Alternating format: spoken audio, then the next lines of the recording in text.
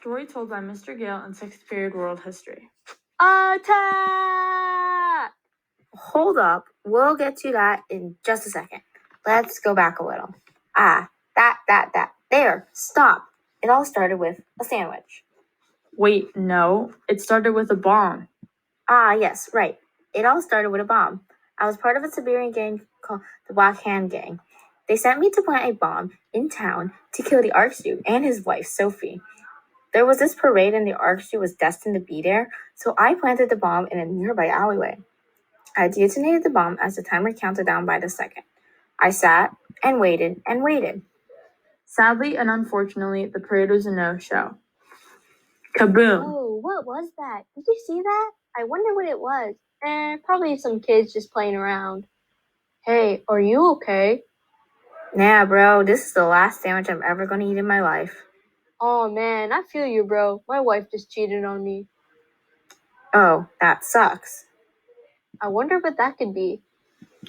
Bang! There's an arm there, a head flying, blood spurting everywhere. People start to panic. Ah! Oh my god! The Archduke and the Sophie are dead!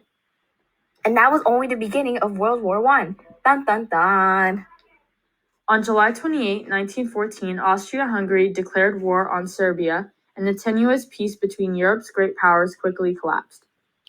Within a week, Russia, Belgium, France, Great Britain, and Serbia had lined up against Austria-Hungary and Germany, and World War I had begun. And the war went on for days. 2 weeks.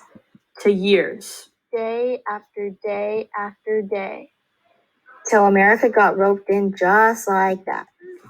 The Zimmerman telegram, also called the Zimmerman note, was a telegram sent to Mexico from Germany on January 16, 1917. It was what made America enter World War I. Germany's policy of unrestricted submarine warfare can take more credit for that. But the telegram was useful for convincing the American public that it should be sending its men over to Europe to fight. The telegram had proved the perfect justification for a change of policy and to convince some of the skeptics. The United States did not concern itself with the events and alliances in Europe and thus stayed out of the war. Wilson, the U.S. president, was formally opposed to the war and believed that the key aim was to ensure peace, not only for the United States but across the world. Within a few months, thousands of U.S. men were being drafted into the military and sent to intensive training. On April 6, 1917, the U.S. joined its allies, Britain, France, and Russia, to fight in World War I. Under the command of Major General John J. Pershing, more than 2 million U.S. soldiers fought on battlefields in France. Many Americans were not in favor of the U.S. entering the war and wanted to remain neutral. The United States had 4,355,000 military personnel involved in the World War I. The U.S. Navy played a major role in helping to blockade Germany, keeping out supplies and hurting Germany economically.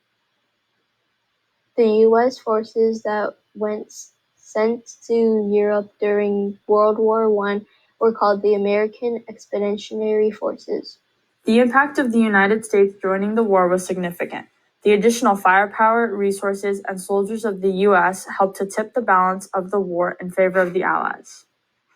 By the fall of 1918, the Central Powers were unraveling on all fronts, facing dwindling resources on the battlefield, discontent on the home front, and the surrender of its allies.